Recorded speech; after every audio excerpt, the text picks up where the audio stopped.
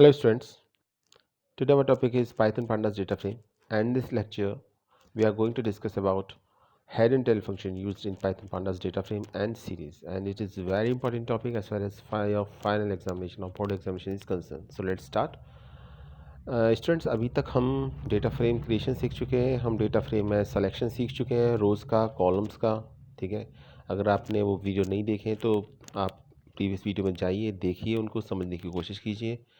और अगर कुछ डाउट है तो आप मुझे कॉल कर सकते हैं, व्हाट्सअप कर सकते हैं, डाउट क्लियर हो जाएंगे। अभी जैसे आपको पता है क्लासेस ऑफ चल रही हैं इस समय, और ये पोर्शन हम थ्योरेटिकली पहले भी डिस्कस कर चुके हैं। लेकिन आज का टॉपिक बहुत इंपॉर्टेंट है क्योंकि एग्ज़ाम में ये हेड एंड टेल का क्वेश्चन आना कंफर्म है। क्योंकि आप देखेंगे अगर तो जो सीबीएसई का सैम्पल पेपर है वहाँ भी हेड एंड टेल फंक्शन दे रखा है, और जितने भी सैम्पल पेपर देखे मैंने अभी उसमें सभी में हेड एंड टेल का फंक्शन क्वेश्चन एक आपको डेफिनेटली मिलेगा। Head and tail function series और डेटा फ्रेम दोनों पर अप्लाई किए जा सकते हैं। तो चलिए देखते हैं कि हेड एंड टेल फंक्शन क्या है और उनको कैसे अप्लाई किया जा सकता है। हेड एंड टेल फंक्शन देखिए, अगर आपको आपके पास डेटा फ्रेम है और आपको क्या करना है, आपको रोज़ सेलेक्ट करनी है। ठीक, और रोज़ सेलेक्ट करनी है, सभी data complete data frame select नहीं करना, उसमें कुछ पर्टिकुलर रो सेलेक्ट करनी है, टॉप 5 सेलेक्ट करनी है। तो आप उसके लिए हेड फंक्शन यूज़ करोगे। By default top 5 head by default head function top 5 row select करता है। और इसी तरीके से जो टेल फंक्शन है बाय डिफ़ॉल्ट वो आपकी बॉटम से 5 रोज़ को सेलेक्ट करता है। लेकिन अगर हम particular number of rows select करना चाह रहे हैं तो आप एन दे सकते हैं। यहाँ पर आप सिंटेक्स में देखेंगे जैसे लिखा हो डेटा फ्रेम, तो यहाँ डेटा फ्रेम का नेम होगा, डॉट लगाएंगे, फिर हेड लिखेंगे और एन नंबर ऑफ रोज़। जितने भी नंबर ऑफ रोज़ देंगे वो नंबर ऑफ रोज़ सेलेक्ट हो जाएंगे। अगर आप हेड फंक्शन का यूज़ कर रहे हैं तो टॉप से सेलेक्ट होंगी, और अगर आप टेल फंक्शन का यूज़ कर रहे हैं तो आप बॉटम से सेलेक्ट होंगी। याद ये रखिएगा कि अगर आपने पैरामीटर वैल्यू नहीं दी तो 5 रो सेलेक्ट होंगी, और जितनी आपने पैरामीटर वैल्यू एन की वैल्यू दी तो उतनी नंबर ऑफ रोज़ ही सेलेक्ट होंगी। तो बहुत आसान है। चलिए आइए देखते हैं, समझते हैं इसको, इम्प्लीमेंट भी करके देखेंगे प्रैक्टिकली, तो आपको समझ में आ जाएगा। तो ये इसका सिंटैक्स है, बहुत आसान सा सिंटैक्स है और बहुत सिंपल है। इसका क्वेश्चन भी आ चुका है कि अगर हम पैरामीटर वैल्यू एन नहीं देते तो फिर कितनी नंबर ऑफ रोज सेलेक्ट होती हैं। तो याद रखिएगा 5 रोज सेलेक्ट होती हैं, हेड के लिए भी 5 होती हैं, रो के लिए 5 होती हैं। डिफरेंस ये होता है कि टॉप 5 सेलेक्ट होती हैं हेड के केस में और बॉटम 5 सेलेक्ट होती हैं टेल के केस में। क्लियर? तो ये ऑप्शनल पैरामीटर है एन, यहाँ पर ये ध्यान रखिएगा। तो बहुत आसान सा कॉन्सेप्ट आई थिंक। अभी चलिए फिर भी इसको थोड़ा सा प्रैक्टिकली करके देखते हैं तो आपको थोड़ा कॉन्फिडेंस आ जाएगा किस तरीके से हमारा ये काम कर रहा है। तो हमें क्या करना पड़ेगा, पहले एक डेटा फ्रेम क्रिएट करना पड़ेगा, और डेटा फ्रेम में भी एटलीस्ट 6 to 7 हम रखते हैं, रोज़ रखते हैं, क्योंकि 5 तो सेलेक्ट होंगी 5 से कम होंगी तो फिर क्या सेलेक्ट होगा। ठीक, तो उसमें पता नहीं चलेगा आपको। तो हमने एक डेटा फ्रेम क्रिएट किया, पांडास लाइब्रेरी को इंपोर्ट किया, और इस बार हमने क्या किया, एक लिस्ट ऑफ टपल्स बनाई। ठीक है, और उस लिस्ट ऑफ टपल की हेल्प से हम डेटा फ्रेम क्रिएट करेंगे। और जो डेटा फ्रेम में जो कॉलम्स होंगे वो होंगे नेम, एज, प्लेस और कॉलेज। ये 4 कॉलम्स हमने रखे हैं। तो क्या करना है हमको ये करना है, पहले स्टूडेंट नाम का एक लिस्ट बनाई, और इस लिस्ट में जो डिफरेंट वैल्यूज़ दी वो टपल की फॉर्म में दी हैं। जैसे आप देख रहे हैं अंकित 22 यूपी। ठीक है, और इसमें फिर आपका ये कॉलेज का नेम दे रखा है, और इस तरीके से कुछ भी दे दीजिए आप, उससे कोई फ़र्क नहीं पड़ता अभी। और उसमें फिर हमें क्या करना है, ये देखिए मैं थोड़ा सा इसको साइज़ बढ़ा देता हूँ। ठीक, तो इस तरीके से हमने वैल्यू दे दी, आपकी डिफरेंट वैल्यूज़ दे दी लिस्ट की फॉर्म में। अब हमको इसका डेटा फ्रेम क्रिएट करना है, तो हमें क्या करना होगा, हमें लिखना पड़ेगा, डेटा फ्रेम का नेम हमने तैयार किया, बनाया हमने डिटेल्स, तो हम लिखेंगे details is equal to P D dot data frame, और उसमें लिस्ट का नेम है स्टूडेंट्स, जो एज ए डेटा का काम करेगा। फिर कॉलम का नेम, ठीक है, डिक्शनरी की हेल्प से बनाते तो कॉलम का नेम देने की ज़रूरत नहीं थी, लेकिन यहाँ पर हमने लिस्ट ऑफ टपल की हेल्प से बनाया है, तो हमने कॉलम नेम देंगे, हमने नेम, एज, प्लेस और कॉलेज, और उसके बाद इंडेक्स का भी नाम अगर देना चाहें तो, और नहीं देंगे तो 0 से स्टार्ट होता है, आप जानते ही हैं, 0 1 2 3 होता है। लेकिन यहाँ पर हमने इंडेक्स दिया ABCDEFGHIJK, तो कितना हो गया, ये हो गया 10। 10 हमने यहाँ पर रोज़ दी है। उसके बाद क्या करना है, आपको डेटा फ्रेम को प्रिंट कराना है। प्रिंट कराने की ज़रूरत इसलिए है क्योंकि डेटा फ्रेम स्क्रीन पर दिखाई देगा, तो आपको रिजल्ट आप आराम से कंपेयर कर सकते हैं, देख सकते हैं, पता लगा सकते हैं कि हेड फंक्शन यूज़ करने पर डेटा फ्रेम का कौन सा पोर्शन आपका सेलेक्ट हो रहा है। तो ये ज़रूरी है थोड़ा सा, ठीक है। तो ये एक प्रोग्राम है जिसके अंदर अभी देखिए इस प्रोग्राम को मैंने पार्ट्स में डिवाइड कर दिया। तो ये जो फर्स्ट पार्ट आप स्क्रीन पे देख रहे हैं, यहाँ पर सिर्फ एक डेटा फ्रेम को क्रिएट किया गया है। अभी हमारा हेड फंक्शन का काम नहीं है, अभी स्टार्ट नहीं हुआ है, तो सिर्फ एक डेटा फ्रेम क्रिएट कर सकते हैं। मैंने यहाँ पर लिस्ट ऑफ टपल की हेल्प से डेटा फ्रेम क्रिएट किया है। आप चाहे तो डिक्शनरी की हेल्प से भी डेटा फ्रेम क्रिएट सकते हैं, इट्स योर चॉइस। पर हमारे पास एक डेटा फ्रेम होना चाहिए जिसमें हम बाद में सेलेक्ट कर सकें। जब हम इस डेटा फ्रेम को प्रिंट कराएंगे तो आउटपुट कुछ आपको ऐसा दिखाई देगा। देख सकते हैं आप 4 कॉलम्स हैं और 10 डिफरेंट वैल्यूज़ हैं। इन 10 डिफरेंट वैल्यूज़ की हेल्प से ये 10 डिफरेंट वैल्यूज़ हैं। इसमें से हमको कोई भी अगर हम टॉप से 5 वैल्यूज़ सेलेक्ट करना चाह रहे हैं, टॉप 3, बॉटम 5 ये सेलेक्ट करना चाह रहे हैं, तो हम आसानी से सेलेक्ट कर सकते हैं using the function of head and tail function, using the help of head and tail function. तो ये है। तो चलिए पहला काम स्टार्ट करते हैं। अभी हमको क्या करना है, अभी हमको डिफ़ॉल्ट वैल्यू देखनी है कि डिफ़ॉल्ट कितना सेलेक्ट होता है। तो डिफ़ॉल्ट तो हम जानते हैं, अगर हम हेड फंक्शन में पैरामीटर वैल्यू नहीं देंगे तो डिफ़ॉल्ट 5 सेलेक्ट होगा। तो ये देखिए अगर हम इस स्टेटमेंट को लिखते हैं, हमने लिखा डिटेल्स, डिटेल्स या डेटा फ्रेम का नेम है डॉट हेड और कोई पैरामीटर वैल्यू नहीं दी, तो ऑब्वियसली टॉप की 5 रो सेलेक्ट होंगी। क्लियर? ये लिखा भी हुआ है कमेंट्स में, आप कमेंट भी पढ़ सकते हैं। तो अगर हम जो हमारा प्रोग्राम था उसमें उसके बाद हम इस प्रोग्राम को लिखें, नहीं डेटा फ्रेम प्रिंट होने के बाद इस लाइन को लिखें, तो अभी हमारी डेटा फ्रेम की 5 रो प्रिंट होंगी। प्रिंट स्टेटमेंट दे नहीं रखा, प्रिंट कर देंगे तो ये प्रिंट हो जाएगा, लेकिन अगर आप प्रिंट करेंगे तो आउटपुट कुछ ऐसा आएगा, ये देखिए। ठीक है, 5 रो सेलेक्ट होगी ABCDE। एक तो बात ये हुई। अगर हम टॉप की 3 रो सेलेक्ट करना चाह रहे हैं तो हम लिखेंगे डिटेल्स डॉट हेड 3, इसको प्रिंट करा देंगे तो टॉप की 3 रोज प्रिंट होंगी कुछ इस तरीके से। ये देखिए ABC 3 प्रिंट हो रही है टॉप से। ठीक है, ए से स्टार्ट हो रही है काउंटिंग, तो आप देख ही पा रहे हैं ABC प्रिंट हो रहा है यहाँ पर। ठीक है, और सभी कॉलम सेलेक्ट हो रहे हैं। इसमें कॉलम्स पर अभी देखिए आप रो सेलेक्ट कर रहे हैं तो उसमें कॉलम सभी सेलेक्ट हो रहे हैं। ठीक है, कॉलम पर कोई फिल्टर नहीं है, रो पर है यहाँ पर। और रो पर भी आप कितनी रो सेलेक्ट करना चाह रहे हैं टॉप से बॉटम से, उसके लिए head and tail function use होते हैं। तो ये देखिए आप नेम एज प्लेस कॉलेज और ABC 3 column select, 3 rows select हो रही हैं इसमें विथ 4 कॉलम्स। और तो 4 कॉलम्स हमारे नेम एज प्लेस कॉलेज, तो वो तो आपके टोटल डेटा दिखाई रहा है। हाँ, अब बात यही आती है यहाँ से निकल के कि क्या ऐसा हो सकता है कि हम कॉलम पर भी फिल्टर लगा सकते हैं। आंसर है हाँ, लगा सकते हैं, लेकिन हेड का काम डेटा को डिस्प्ले कराना होता है। तो हेड तो डेटा को डिस्प्ले, हेड तो रो को डिस्प्ले कराएगा। कॉलम के साथ अगर आप फिल्टर लगाना चाहते हैं इसमें, तो आप पहले डेटा फ्रेम का नेम लिखिए, जैसे इसमें लिखा हुआ डिटेल्स डेटा फ्रेम का नेम है, और स्क्वायर ब्रैकेट के अंदर कॉलम का नेम लिख दीजिए। अगर आप पर्टिकुलर उसी कॉलम की डिटेल देखना चाह रहे हैं, तो जैसे मुझे नेम और एज की डिटेल देखनी है, तो मैंने लिख दिया स्क्वायर ब्रैकेट के अंदर नेम एज, फिर लिखा डॉट हेड टू। तो हेड तो अपना काम करेगा ही करेगा, 2 रोज को डिस्प्ले कराएगा टॉप से, लेकिन सिर्फ यहाँ पर 2 कॉलम्स की रिगार्डिंग इन्फॉर्मेशन डिस्प्ले होगी, नेम और एज, क्योंकि हमने डेटा फ्रेम के साथ 2 कॉलम्स को मेंशन कर रखा है यहाँ पर। तो अगर आप ऐसा चाहते हैं कि और डेटा फ्रेम में पर्टिकुलर कुछ कॉलम्स की डिटेल को ही एक्सेस करना चाहते हैं, तो आपको डेटा फ्रेम के साथ कॉलम का नेम मेंशन करना पड़ेगा स्क्वायर ब्रैकेट के अंदर एक लिस्ट की फॉर्म में। ठीक है, जैसे हमने यहाँ दिया है। तो ये था, इसको प्रिंट कराएंगे तो आउटपुट आपको दिखाई दे ही रहा है। तो अभी हमने क्या सीखा, हमने ये सीखा कि हेड फंक्शन की हेल्प से हम प्रिंट करा सकते हैं रोज़ को। बाय डिफ़ॉल्ट 5 रोज़ प्रिंट होती हैं टॉप से, और सभी कॉलम सेलेक्ट होते हैं। डेटा फ्रेम डॉट करके हेड करेंगे तो, लेकिन अगर डेटा फ्रेम के साथ हम कॉलम नेम मेंशन करते हैं स्क्वायर ब्रैकेट के अंदर, तो फिर पर्टिकुलर कॉलम की इन्फॉर्मेशन ही डिस्प्ले होती है। ये देखिए ये हमारा प्रोग्राम है। ठीक है, ये पहले से एक प्रोग्राम बना हुआ था, तो फिलहाल हम इसको ओवरराइट कर देते हैं, क्योंकि वो इतना इंपॉर्टेंट प्रोग्राम नहीं है। आप नया प्रोग्राम बना सकते हैं, न्यू ओपन, न्यू फाइल में जाके। तो पहले तो डेटा फ्रेम ही प्रिंट कराते हैं। दिखाता हूँ आपको डेटा फ्रेम क्या बनेगा, किस तरीके से डिस्प्ले होगा। यहाँ इसको राइट कर दिया मैंने, प्रिंट कराया। ठीक है, प्रिंट कराएंगे तो ये प्रिंट हो जाएगा आपका डेटा फ्रेम। सिर्फ डेटा फ्रेम प्रिंट हो रहा है, अभी हेड एंड टेल की कोई बात नहीं है। ये देखिए ये प्रिंट हो गया। क्लियर? तो ये डेटा फ्रेम प्रिंट हो गया आपका। अभी क्या करना है आपको, अभी तो हमको करना ये है कि हमको हेड फंक्शन के बारे में समझना है। तो हेड फंक्शन के बारे में कैसे समझेंगे, हेड फंक्शन के बारे में हमें ये लिखना पड़ेगा डिटेल्स डॉट हेड, यानी डेटा फ्रेम का नाम लिखें और डॉट लगा के हेड लिखें, तो टॉप 5 रोज डिस्प्ले होंगी। इसको प्रिंट कराना होगा लेकिन, खाली लिखने से काम नहीं चलेगा, ठीक है। तो इसके आगे प्रिंट लिख देते हैं ताकि ये प्रिंट हो जाए। सेलेक्ट तो हो गया लेकिन स्क्रीन पे दिखाई नहीं देगा, दिखाने के लिए तो आपको प्रिंट कराना ही पड़ेगा ना। तो यहाँ इससे पहले प्रिंट लिख देते हैं हम। क्लियर, ये लिख दिया मैंने प्रिंट, PRINT प्रिंट। और इसको एग्जीक्यूट कराया तो देखते हैं क्या होता है।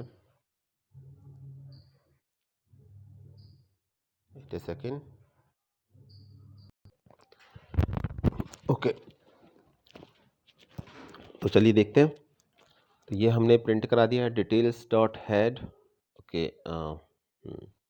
तो टॉप 5 रोज प्रिंट होंगी। प्रिंट में P स्मॉल बनेगा, अदरवाइज एरर शो करेगा।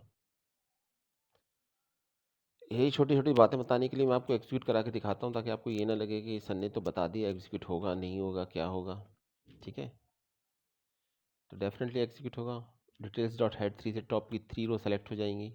स्क्रीन पर देखना चाह रहे हैं तो इस स्टेटमेंट को प्रिंट करा दीजिए, तो ये भी प्रिंट हो जाएगा। देखिए ज़रा, ये हमने यहाँ पे लिख दिया प्रिंट।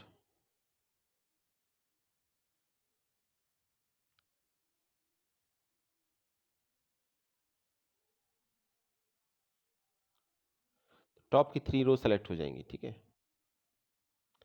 इसमें टॉप की 3 रो सेलेक्ट हो जाएंगी। ये एग्ज़ाम में इस तरह का क्वेश्चन देखिए डेफिनेटली एग्ज़ाम में आने वाला है। मार्क्स की बात है कि कितने मार्क्स का आएगा, 1 का आएगा, 2 का आएगा, लेकिन आएगा ये कंफर्म है। तो हेड एंड टेल फंक्शंस को ढंग से समझ लीजिएगा, याद कर लीजिएगा। लास्ट वाला बहुत इंपॉर्टेंट है कि अगर हमें पर्टिकुलर कॉलम की ही कॉलम भी सेलेक्ट करने हैं तो फिर क्या करें हम। तो डेटा फ्रेम के साथ कॉलम्स को एक लिस्ट की फॉर्म में दे दीजिएगा, डिफाइन कर दीजिएगा। जैसे यहाँ लिखा है डिटेल्स और फिर ये लिखा है आपका नेम और एज, तो ये आपका प्रिंट हो जाएगा, नेम और एज प्रिंट हो जाएगा आपका। ये देखिए,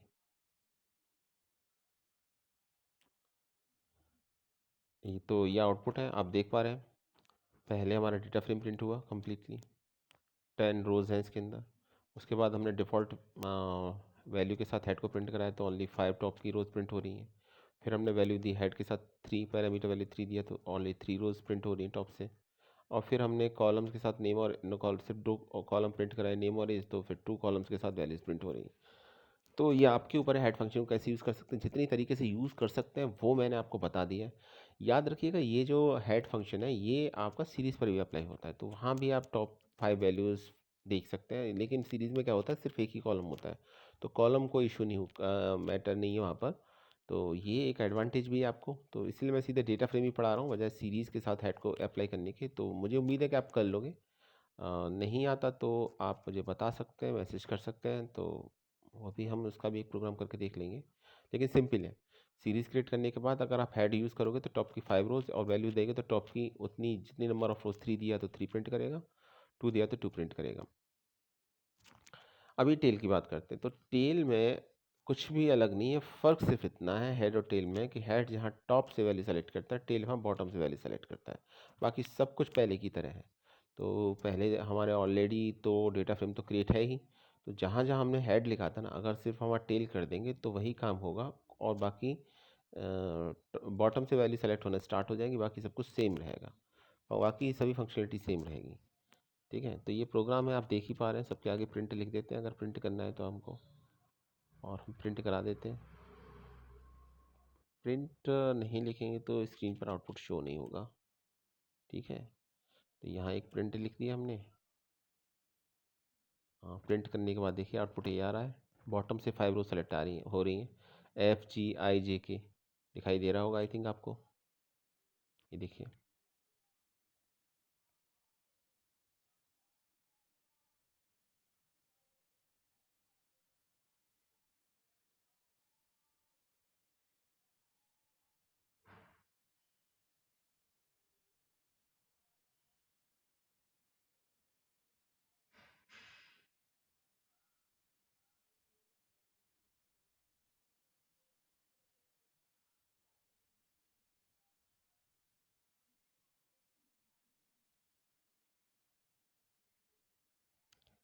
ठीक है, और देखते हैं आगे।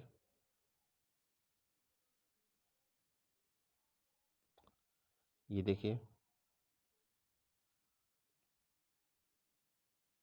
इसके आगे प्रिंट देते हैं। तो पिछली बार भी हेड में हमने कॉलम 2 कॉलम्स के साथ वैल्यू को प्रिंट किया था, इस बार भी हमने ऐसे ही कर रहे हैं, बस हेड की जगह हमने टेल लिख दिया है, बाकी तो सब कुछ सेम ही है। ठीक है, प्रिंट करा देंगे तो ये प्रिंट हो जाएगा, नीचे आउटपुट दिखाई दे रहा है। बॉटम से 2 रो सेलेक्ट हो जाएंगी और सिर्फ 2 कॉलम सेलेक्ट होंगी, क्योंकि 2 कॉलम्स हमने मेंशन कर रखे हैं, नेम और एज। तो हम क्या करते हैं कि डेटा फ्रेम लिखते हैं और स्क्वायर ब्रैकेट के अंदर कॉलम का नेम लिख देते हैं, और उसको भी एक स्क्वायर ब्रैकेट के अंदर क्लोज करते हैं। उस तरीके से सिर्फ 2 कॉलम्स ही सेलेक्ट होते हैं, जितने चाहे उतने सेलेक्ट कर सकते हैं, लेकिन मेथड यही है आपको अप्लाई करने का। तो ये देखिए टेल फंक्शन है यहाँ पर। तो अभी हम क्या काम करेंगे, पिछली बार जो हमने हेड लिखा था, हेड की जगह टेल कर देंगे सिर्फ। तो सिलेक्शन तो वैसे ही रहेगा, लेकिन सिर्फ बॉटम से होगा सिलेक्शन। ठीक है, जहाँ जहाँ हेड लिखा हो तो पिछले प्रोग्राम में टेल कर देंगे, तो आपका एक नया प्रोग्राम बन जाएगा। आपकी कॉपी पर 2 प्रोग्राम हेड और टेल के सिर्फ इसी तरीके से बनाइएगा जैसे मैंने बनाया है यहाँ पर। ठीक है, और एग्जीक्यूट करके देखिएगा तो आपके कॉन्सेप्ट बिल्कुल क्लियर हो जाएंगे इसमें। ये देखिए बॉटम से सेलेक्ट हो रहे हैं, और कैसे बॉटम सेलेक्ट हो रहे हैं आप इंडेक्स वैल्यू देख के पता लगा सकते हैं। ABCDEFGH दे रखा है लेवल इंडेक्स, और अभी नीचे सेलेक्ट होगा तो ऑब्वियसली देखिए क्या आ रहा है, FG। ठीक है, F से स्टार्ट हो रहा है, बॉटम से लास्ट तक जा रहा है। तो ये था हमारा टेल फंक्शन। तो ये अभी हमने हेड ऑन टेल पढ़ लिया। हेड एंड टेल में से ज़्यादा कुछ नहीं है, आप सीरीज़ पर भी अप्लाई कर सकते हो। बात सिर्फ इतनी सी याद रखिएगा कि हेड फंक्शन टॉप से वैल्यू रो सेलेक्ट करता है और टेल को बॉटम से सेलेक्ट करता है। बाय डिफ़ॉल्ट 5 रोज सेलेक्ट होती हैं, चाहे बात सीरीज़ की हो डेटा फ्रेम की हो। तो ये आप सीरीज़ पर भी अप्लाई कर सकते हो। सीरीज़ में थोड़ा सा एडवांटेज ये है कि सीरीज़ में सिर्फ एक ही कॉलम होता है, तो कॉलम नेम अलग से देने की कोई ज़रूरत नहीं है। यानी लास्ट से थर्ड पॉइंट था, उसकी कोई रिक्वायरमेंट है नहीं। जो हमने लास्ट में अभी जो प्रिंट कराया था उसकी रिक्वायरमेंट नहीं पड़ेगी वहाँ पर। बाकी सब कुछ डेटा फ्रेम की तरह ही रहेगा। मैंने इसलिए बताया था कि हेड एंड टेल को हम डेटा फ्रेम जो पढ़ाएंगे तब हम उसे डिटेल में डिस्कस करेंगे। ठीक है, चलिए आप आज एक और इम्पॉर्टेंट टॉपिक डिस्कस करते हैं, और वो है आपका LOC। LOC का मतलब होता है लेवल बेस्ड इंडेक्स। तो अभी क्या होता है कि अभी हम इसमें इसका भी ये LOC ILOC और एक IX होता है। IX सिलेबस मेंशन नहीं कर रखा, लेकिन फिर भी इम्पोर्टेंट है, इसका भी क्वेश्चन एग्जाम में डेफिनेटली आता है। तो अभी हमें क्या करना है कि जैसे लेवल बेस्ड इंडेक्स है, तो अभी हमें लेबल के बिहाफ लेबल को लेके अगर हमें particular number of row select करनी है तो भी हम सेलेक्ट कर सकते हैं। तो ये भी हेड एंड टेल की तरह ही काम करता है। तो यहाँ भी हम सिलेक्शन ही कर रहे हैं रोज़ का, पर्टिकुलर एक कॉलम के साथ या एक से ज़्यादा कॉलम के साथ। तो ये देखिए इसके लिए भी LOC और ILOC यूज़ किए जाते हैं। LOC जहाँ लेवल इंडेक्स के लेवल करता है, वहीं आपका ILOC इंटीजर बेस्ड होता है। तो हम देखेंगे वन बाई वन। आज हम बात करेंगे सिर्फ LOC की, क्योंकि आज ILOC कंप्लीट नहीं हो पाएगा, उसको हम कल डिटेल में डिस्कस करेंगे। आज चलिए LOC पढ़ लीजिए आप। तो लेवल बेस्ड इंडेक्स है ये। तो पहले एक आप बना लीजिए डेटा फ्रेम। डेटा फ्रेम बनाने के लिए इस बार मैंने कुछ अलग मेथड ऑप्ट किया है। डेटा फ्रेम बनाने के लिए random.randn का यूज़ किया है। एक्चुअली इसके लिए आपको numpy लाइब्रेरी की रिक्वायरमेंट पड़ेगी, तो वहाँ ये फंक्शन डिफाइंड होता है। और जैसे आपने देखा है df is equal to pd.dataframe np.random.random 8,4। तो इसमें क्या होगा, 8,4 बता रहा है कि 8 कॉलम्स 8 रोज और 4 कॉलम्स, पहले रो फिर कॉलम, 8 रोज और 4 कॉलम्स इसमें क्रिएट होंगे। अब क्रिएट तो होंगे, वैल्यू कहाँ से आएंगी, वैल्यू रैंडमली जनरेट होंगी। ठीक है, ये इसका एक एडवांटेज होगा, तो हमें वैल्यू देने की ज़रूरत नहीं है। तो इसके बाद आपने जब डेटा फ्रेम क्रिएट किया है तो उसमें इंडेक्स और कॉलम पैरामीटर भी यूज़ किया है। तो चूंकि 8 रोज सेलेक्ट होंगी तो उनका 8 रोज क्रिएट होंगी, तो उनकी नेम दे दी हमने ABCDEFGH। कॉलम्स 4 होंगे तो उसकी भी नेम दे दी हमने ABCD, कैपिटल में ABCD। ठीक है, कैपिटल लेटर्स में ABCD लिखा हुआ है जैसा आप देख पा रहे हैं। उसके बाद डेटा फ्रेम को प्रिंट कराएंगे, और अब अगर आपको क्या चाहिए, आपको select all rows for a specific column, आपको सभी रोज सेलेक्ट करनी है लेकिन पर्टिकुलर एक कॉलम के लिए। तो यहाँ पर एक मैं बात बता देता हूँ आपको, बहुत इंपॉर्टेंट है, और वो ये कि हम क्या लिखते हैं, हम लिखते हैं, वेट अ सेकेंड, तो हम लिखते हैं DF क्या है यहाँ पर, डेटा फ्रेम का नेम .LOC। ठीक है, तो LOC लिखने के बाद फिर लिखेंगे हम स्क्वायर ब्रैकेट के अंदर पहला जो पोर्शन है कॉमा से, वो रो के लिए है। तो हमने कॉलन लिखा है, तो इसका मतलब स्टार्ट, ना तो हमने कोई स्टार्ट वैल्यू दी है ना ही हमने एंड वैल्यू दी है। It means all rows are selected. ठीक है, तो कॉलम से पहले एक स्टार्टिंग रेंज सेलेक्ट करते हैं हम, तो ये रेंज के लिए है। आप जानते ही हैं रेंज हम ऑलरेडी सेलेक्ट, रेंज के हम प्रोग्राम और पिछले वीडियो हम कर ही चुके हैं। तो यहाँ भी ये कॉलम से रेंज सेलेक्ट हो रही है, लेकिन पहला पोर्शन रो के लिए है, चूँकि पहली वैल्यू कॉलम से पहले स्टार्ट दी जाती है, कॉलम के बाद एंड दी जाती है। तो हमने ना तो स्टार्ट दिया ना एंड दिए, तो बाय डिफ़ॉल्ट स्टार्ट वैल्यू पे फर्स्ट रो होगी और last value by default last row होती है आपकी। और जो कॉलम के बाद जो हमने वैल्यू दे रखी है वो डिफाइन नहीं कर रखी है, तो इट मीन्स हमारी लास्ट तक सभी रो सेलेक्ट हो जाएंगी। कॉमा के बाद हमें कॉलम के बारे में भी इसी तरीके से सेलेक्ट करना होता है, पर हमने यहाँ रेंज सेलेक्ट ना करके पर्टिकुलर एक कॉलम को सेलेक्ट किया है। तो हमने लिखा कॉमा ए, तो सिर्फ इसमें जो ए कॉलम होगा उसके रिगार्डिंग सभी वैल्यू सेलेक्ट हो जाएंगी। अब यहाँ पे एक बड़ी इंपॉर्टेंट बात है और वो समझ लीजिए, वो ये है कि आपका आंसर और मेरा आंसर दोनों डिफर कर सकता है, क्योंकि यहाँ पर डिफर करने का मतलब है डेटा फ्रेम आपका अलग बनेगा, मेरा अलग बनेगा। हालांकि हमने दोनों ने ही रैंडम फंक्शन की हेल्प से, रैंडम और रैंडम की फंक्शन से डेटा फ्रेम बनाया है, लेकिन चूंकि वो रैंडमली वैल्यू जनरेट करता है, तो आपका डेटा फ्रेम अलग होगा, हमारा डेटा फ्रेम अलग होगा, तो ऑब्वियसली इसकी वैल्यू भी अलग होगी। ठीक है, तो चलिए प्रिंट करा के देखते हैं, तो आपको समझ में आएगा कि किस तरीके से काम करता है। ये देखिए, ये आंसर आ रहा है, ये ऊपर डेटा फ्रेम आ रहा है। जब आप इसे प्रिंट कराएंगे तो आपकी डेटा फ्रेम की वैल्यू अलग हो सकती है, क्योंकि random dot randint randomly value generate करता है, रैंडम वैल्यू जनरेट करता है। ठीक है, तो ये वैल्यूज़ अलग हो सकती हैं जो स्क्रीन पर दिखाई दे रहा है उससे, तो उसी के अकॉर्डिंग आपका आउटपुट आएगा। लेकिन जो मेन बात है वो ये है कि ए कॉलम की सभी वैल्यू सेलेक्ट होंगी। मेन पॉइंट ये है, वैल्यू अलग हो सकती है लेकिन वैल्यू कॉलम ए की सभी वैल्यू सेलेक्ट होंगी, ये इंपॉर्टेंट बात है।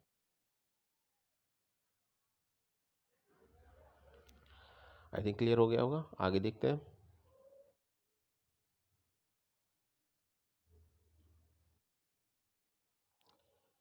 तो एक तो ये हो गया, आगे ठीक है,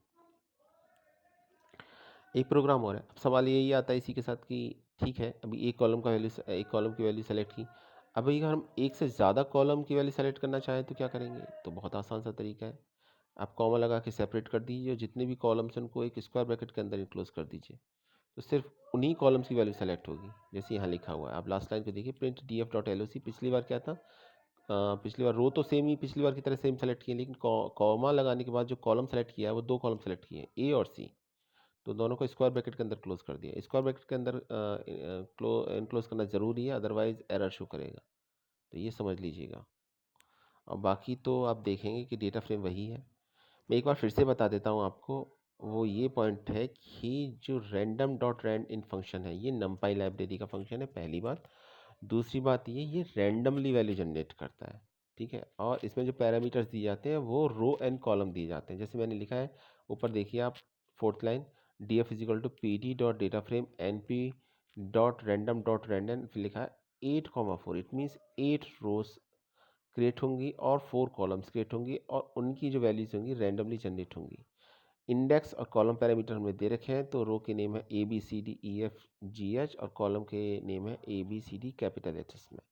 क्लियर है, एल ओ सी की हेल्प से हम लेवल बेस इंडेक्सिंग करते हैं। यदि इट मीन्स हमने अपना तरफ से इंडेक्स की वैल्यू दे रखी है, तो उससे हम पर्टिकुलर रो कॉलम सेलेक्ट कर सकते हैं। ठीक है, अभी तक हमने इसका यूज़ नहीं किया है, अभी तक तो हमने सभी रोज़ को सेलेक्ट किया है, और इसमें भी हम सभी रोज़ को सेलेक्ट कर रहे हैं, लेकिन हम कॉलम पर फिल्टर लगा रहे हैं। तो पिछली बार हमने ए दिया था, ठीक है, इस बार हमने ए और सी दोनों को सेलेक्ट किया है, तो ये डिफरेंस है दोनों में। तो चलिए इसको भी एग्जीक्यूट करा के देख लेते हैं। इसको एग्जीक्यूट कराएंगे तो आउटपुट कुछ आपका ऐसे आएगा, ये देखिए, पहले समझ लीजिएगा, फिर इसको कॉपी पेस्ट करते हैं, एग्जीक्यूट करते हैं इसको।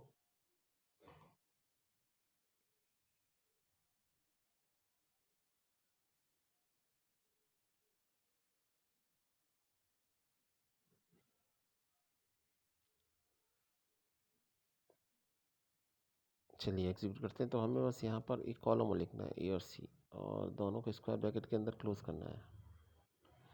कि ऐसा नहीं करेंगे तो 3 पैरामीटर्स हो जाएंगे। देखिए देखिए, एरर दिखा रहा है, नहीं दिखा रहा, टू मैनी इंडेक्सेस लिखा हुआ है, तो क्या करना पड़ेगा, इसलिए इसको स्क्वायर ब्रैकेट के अंदर करना पड़ेगा। क्लियर, यहाँ देखिए,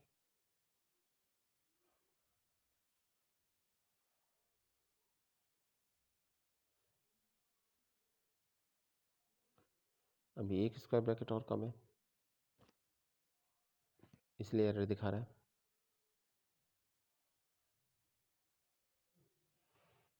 वो और लगाना पड़ेगा।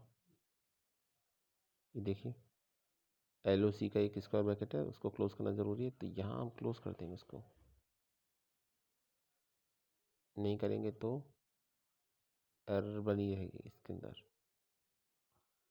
ठीक, अब इसको एग्जीक्यूट कराते हैं।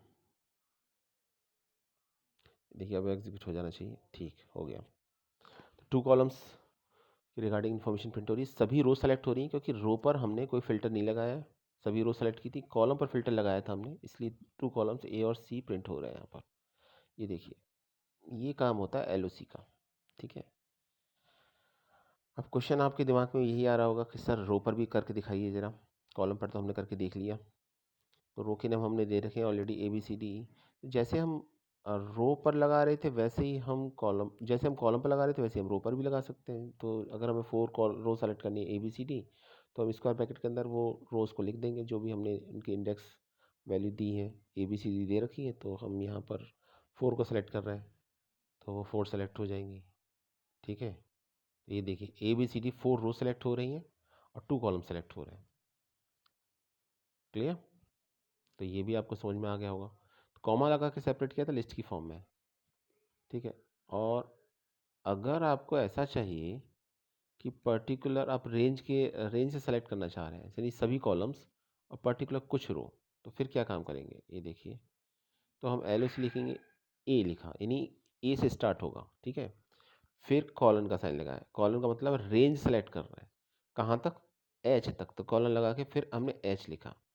और हमको कॉलम कौन कौन से चाहिए, कॉलम हमको सभी चाहिए, तो हम कॉलम को मेंशन ही नहीं करेंगे, क्योंकि अगर हम मेंशन नहीं करेंगे तो सभी column he by default select हो जाएंगे। आप कॉमा लगा के कॉलन लिख सकते हैं तो भी सभी कॉलम सेलेक्ट हो जाएंगे। तो इसको करके देखते हैं। सिर्फ रो पर ही हमने कंडीशन लगाई है, कॉलम पर नहीं लगाई है, तो सभी कॉलम तो सेलेक्ट होंगे, रो वही सेलेक्ट होंगी जो हमने दे रखा है, जो हमारी रेंज है। तो ये देखिए, ये एग्जीक्यूट किया। ओके, अभी इसमें पैरेंथेसिस का साइन नहीं है प्रिंट स्टेटमेंट में, इसको लगाते हैं।